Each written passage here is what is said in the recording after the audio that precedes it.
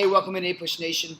I guess given the fact that I'm going to miss school on Friday, I didn't want to go 3 days without talking with you guys about AP US history. So here we go. I'm going to quickly cover a couple key points about the fur trade and how that developed and also hindered Native American relationships with the Europeans. Now, fur as a commodity was an unknown resource to the Europeans, especially considering that some of the animals that existed in the New World, such as bears, rabbit, but especially beaver. And of all the furs, beaver were some of the most lucratively rewarding resources that came as a result of the fur trade. The Native American tribes had long utilized furs for various parts of their culture and clothing and housing, for whatever means they deemed. But for the Europeans, furs were luxury goods. So chalk up furs as being one of the most important New World resources that influenced the transatlantic trade. Wouldn't say this fits in the South Atlantic system, though, because most of the furs came from parts of Canada, the Great Lakes region, and especially the Northeast, where the New England colonies were burgeoning in the early 1600s. So the fur trade was a result of Europeans looking for goods in demand back in Europe that they could sell for a higher price than they actually traded for. And there was incentive on both sides for the Europeans to go after these furs that the natives had for years used as their resources. The natives would trade furs for European goods, weapons, clothes, metal goods, jewelry, beads, whatever the case may be. And then these beaver pelts or these rabbit furs or whatever the furs they were would then be sold and traded back in Europe. But as the colonies eventually grew, the fur trade became so ingrained in the economy of the colonies, especially, again, the Canadian region, the Great Lakes, and Northeast, that beaver pelts became almost a form of currency.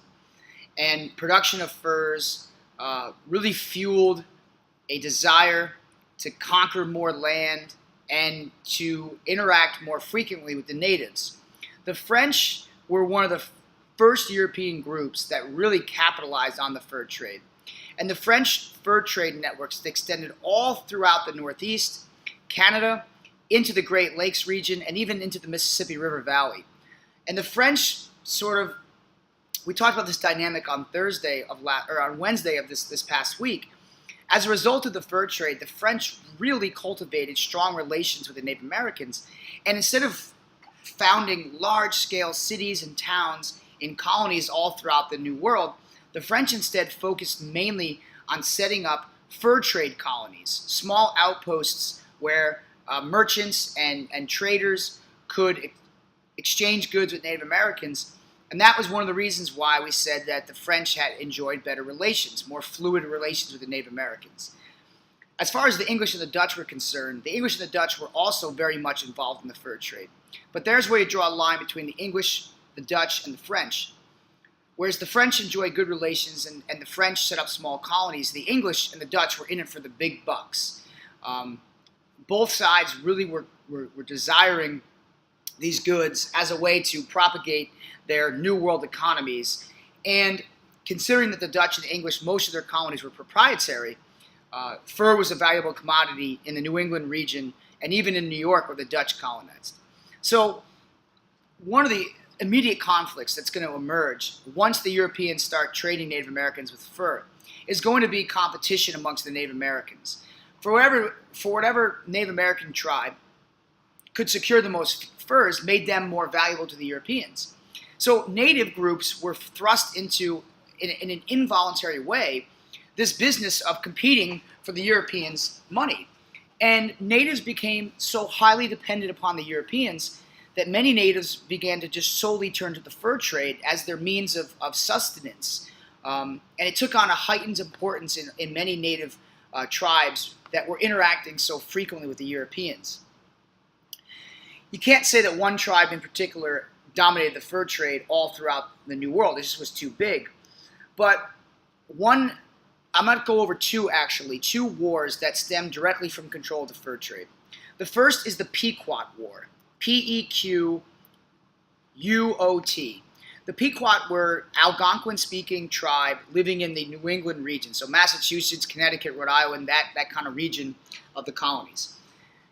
The Pequot found themselves endangered when an English ship was attacked, and the circumstances essentially, a few people died, and the Pequot were blamed for the death of a few English merchants.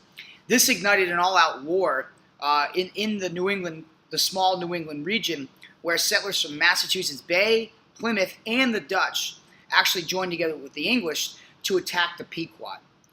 The war lasted for a few years, but the high water mark of the war was a situation that occurred in modern-day Mystic, Connecticut.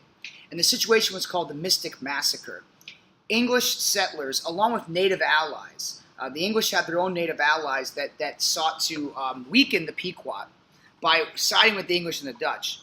And so together, English settlers and natives attacked this village in Mystic, and about 400 or so Native Americans were left to burn inside the village, and estimates are between 400 to 500 natives were killed in this brutal attack by the English.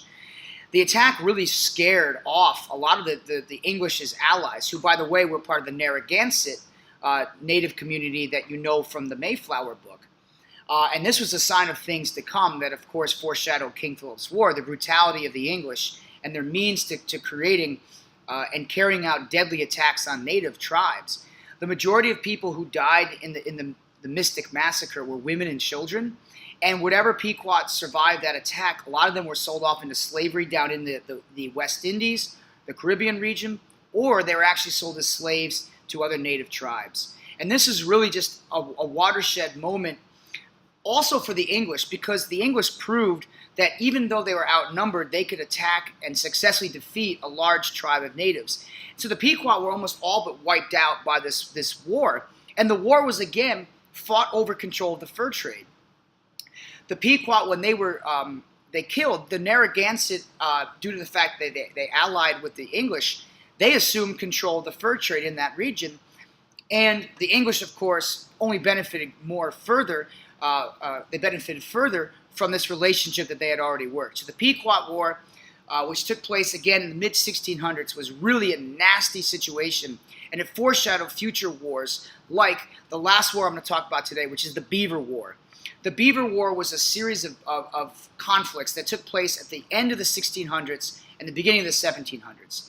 And we're going to kind of go north towards the Great Lakes region and towards modern-day Western New York, which for a long period of time had been in conflict between Algonquin-speaking tribes and Iroquois-speaking tribes. Remember from your reading in the second day of school, those two tribes were constantly in contact. Now, the European sides that would be engaged here, the British tended to have more favorable relationships with the Iroquois-speaking tribes, whereas the French had allied heavily with the Algonquin. So the Beaver Wars would actually be a conflict in which the Europeans, the French and the English, actually didn't fight so much in the war, but they chose sides. And this is what you call in history a proxy war. When one side allies and supplies with another, but doesn't actually participate in the fight, you have a proxy war. And the Beaver Wars was a North American proxy war, which once again was fought over supremacy and control of the fur trade. For years, these fights and these battles occurred in the Northeast and Great Lakes region. And the Iroquois proved to be the dominant group to capture the majority of the fur trade routes that they were competing with over their Algonquin allies. And so for years and centuries, this rivalry between Iroquois and Algonquin occurred, but it took the beaver trade and the fur trade to really bring this to a crescendo. Not to say that the Algonquin tribes were all but wiped out. They were not, but the Iroquois basically amassed a small empire in that region where white settlers had still not yet moved west. And the Iroquois came out the big winners in the Beaver Wars, which in turn means that the English claimed supremacy as well, since they were the proxy group for the Iroquois. And so through English guns and weapons, the Iroquois were able to very much eliminate the Algonquin as a serious fur trade threat. And this also weakened the French, and that would very much spell and foreshadow future conflicts between the English and the French that are going to break out in a series of wars that will eventually culminate in the French and Indian War. So I hope this further ties together the all-importance of the fur trade in the development of the northern region of the colonies. Meanwhile, keep in mind issues like Bacon's Rebellion, the growth of tobacco, and the cultivation of the plantation economy, the importation of African slaves. These are all going on simultaneously in different parts of the colonies. But at this point, the idea of a unified colonial presence is a far, far away concept. And so these colonies are basically acting all independent of one another. The lesson and takeaway here ultimately is the fact that wherever the Europeans go, the natives seem to be finding themselves dragged into conflict. So I'll leave you with that. I hope you guys have a great weekend. I hope the test went well or goes well tomorrow, because I'm recording this on Thursday. And I'll be in New York for the weekend, so don't expect me on email. I just want to remind you guys that we're off to a great start. And you know how I'm going to end this thing by now, but I got a little sample now, a little outro music. I want to plug him now. DJ Orexon, that's Jay Young Kong, to those that don't know, his alter ego. He's a successful online DJ. Jay Young, thanks for the sample on this one, man. I appreciate that. So that's a good example, too, of telling you guys how the past shapes the future. So take care and enjoy the weekend.